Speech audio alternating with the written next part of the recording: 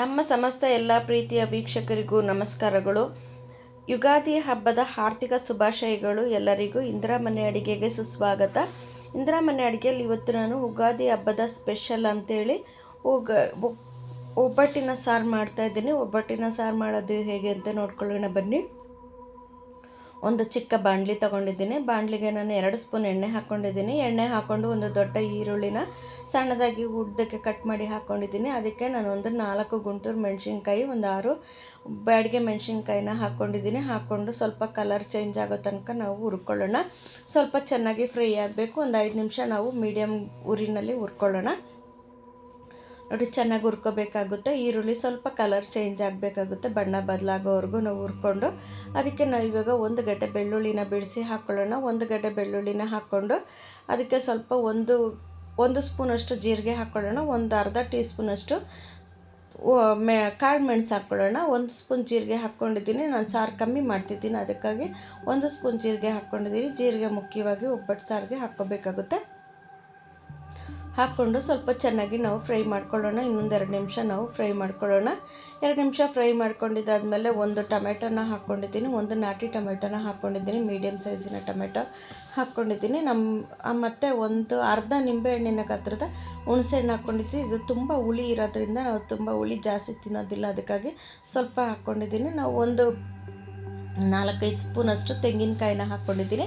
ಹಸಿ ತೆಂಗಿನಕಾಯಿ ಹಾಕ್ಕೊಂಡು ಸ್ವಲ್ಪ ಹುರ್ಕೊಳ್ಳೋಣ. ಟೊಮೆಟೊ ಸ್ವಲ್ಪ ಮೆತ್ತಗಾಗೋ ತನಕ ಹುರ್ಕೊಳ್ಳೋಣ. ತುಂಬ ಉರಿಯೋ ಅವಶ್ಯಕತೆ ಇಲ್ಲ, ಟೊಮೆಟೊ ಸ್ವಲ್ಪ ಮೆತ್ತಗಾದರೆ ಸಾಕು. ಅದಕ್ಕೆ ಸ್ವಲ್ಪ ಚೆನ್ನಾಗಿ ಹುರ್ಕೊಂಡು ಇವಾಗ ನಾನು ಅದಕ್ಕೆ ಸ್ವಲ್ಪ ಕೊತ್ತಂಬರಿ, ಕರಿಬೇವಿನ ಸೊಪ್ಪು ಹಾಕ್ಕೊಂಡಿದ್ದೀನಿ. ಸ್ಟವ್ ಆಫ್ ಮಾಡ್ಕೊಂಬಿಡೋಣ. ಕೊತ್ತಂಬರಿ ಕರಿಬೇವು ಹಾಕುವಾಗ ಸ್ವಲ್ಪ ಒಂದು ಅರ್ಧ ಹಿಡಿಯಷ್ಟು ಕೊತ್ತಂಬರಿ ಸೊಪ್ಪು ಹಾಕ್ಕೊಂಡಿದ್ದೀನಿ. ಕೊತ್ತಂಬರಿ ಸೊಪ್ಪು ಹಾಕ್ಕೊಂಡು ಎಲ್ಲ ತಣ್ಣಗಾದ್ಮೇಲೆ ನಾನು ಮಿಕ್ಸಿ ಜಾರ್ಗೆ ಎಲ್ಲ ಸೇರಿಸ್ಕೊಳ್ತಿದ್ದೀನಿ.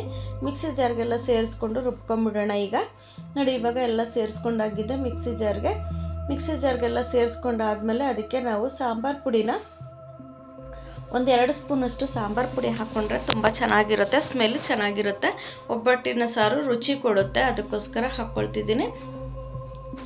ಒಂದು 2 ಸ್ಪೂನಷ್ಟು ನಾವು ಸಾಂಬಾರು ಪುಡಿನ, ಮನೇಲಿ ಮಾಡಿರೋ ಸಾಂಬಾರು ಪುಡಿನ ಹಾಕ್ಕೊಳ್ತಿದ್ದೀನಿ. ಸಾಂಬಾರು ಪುಡಿನ ಹಾಕ್ಕೊಂಡು ನಾವು ನೈಸಾಗಿ ರುಬ್ಕೋಬೇಕಾಗುತ್ತೆ. ನಾವು ನೈಸಾಗಿ ಎಷ್ಟು ನೈಸಾಗಿ ಚೆನ್ನಾಗಿ ರುಬ್ಕೊಳ್ತೀವೋ ಅಷ್ಟು ಚೆನ್ನಾಗಿ ಸಾರು ಆಗುತ್ತೆ. ಅದ್ರ ಜೊತೆಗೆ ನಾನು ಒಬ್ಬಟ್ಟಿಗೆ ಬೇಳೆ, ಬೆಲ್ಲ, ತೆಂಗಿನಕಾಯಿ ಎಲ್ಲ ಬೇಯಿಸ್ಕೊಂಡಿದ್ದನ್ನು ಅದನ್ನು ಒಂದು ಅರ್ಧ ಕಪ್ಪಿನಷ್ಟು ಹಾಕ್ಕೊಂಡಿದ್ದೀನಿ. ಹಾಕ್ಕೊಂಡು ನಾವು ನೈಸಾಗಿ ರುಬ್ಕೊಳ್ಳೋಣ.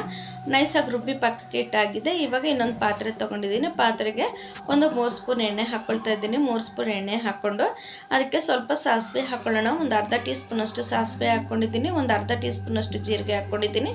ಸ್ವಲ್ಪ ಕರಿಬೇವಿನ ಸೊಪ್ಪು ಹಾಕ್ಕೊಂಡಿದ್ದೀನಿ. ಕರಿಬೇವಿನ ಸೊಪ್ಪು ಹಾಕ್ಕೊಂಡು ಒಂದು 4 ಒಣಗಿದ ಮೆಣಸಿನ್ಕಾಯಿನ ಹಾಕ್ಕೊಂಡಿದ್ದೀನಿ. ಒಣಗಿದ ಮೆಣಸಿನ್ಕಾಯಿನ ಹಾಕ್ಕೊಂಡು ಅದಕ್ಕೆ ಸ್ವಲ್ಪ ಇಂಗು ಹಾಕ್ಕೊಳ್ತಾ ಇದ್ದೀನಿ. ಒಂದು 1/4 ಟೀ ಸ್ಪೂನಷ್ಟು ಇಂಗು ಹಾಕ್ಕೊಂಡು ಇದಕ್ಕೆ ಇಂಗು ಹಾಕ್ಕೋಬೇಕಾಗಿತ್ತು. ಇಂಗು ಹಾಕೋಕ್ಕೆ ಮರ್ತೋಗಿದೆ, ಹಾಗಾಗಿ ನಾನು ಮಸಾಲೆ ಹಾಕ್ಬಿಟ್ಟು ಆಮೇಲೆ ಇಂಗು ಹಾಕ್ಕೊಳ್ತಾ ಇದ್ದೀನಿ. ಒಂದು ಸೈಡಲ್ಲಿ ಎಣ್ಣೆ ಫ್ರೈ ಆಗ್ತಾ ಇರುತ್ತಲ್ಲ, ಅಲ್ಲಿ ನಾನು ಇಂಗು ಹಾಕಿದ್ದೀನಿ. ನೋಡಿ, ಹಿಂಗು ಹಾಕಿ ನಾನು ಸ್ವಲ್ಪ ತಿರುಗಿಸ್ಕೊಳ್ತಿದ್ದೀನಿ. ಇದಕ್ಕೆ ಜೊತೆಗೆ ಬೆಳ್ಳುಳ್ಳಿನ ಜಜ್ಜಿ ಹಾಕಿದ್ರೆ ತುಂಬ ಟೇಸ್ಟ್ ಇರುತ್ತೆ.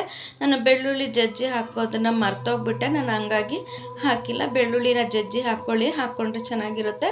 ನಾವು ಬೇಳೆ ಬೇಯಿಸ್ಕೊಂಡಿದ್ವಲ್ಲ, ಅದನ್ನು ನೀರನ್ನು ಪೂರ್ತಿ ಇದಕ್ಕೆ ಸೇರಿಸ್ಕೊಂಡಿದ್ದೀನಿ.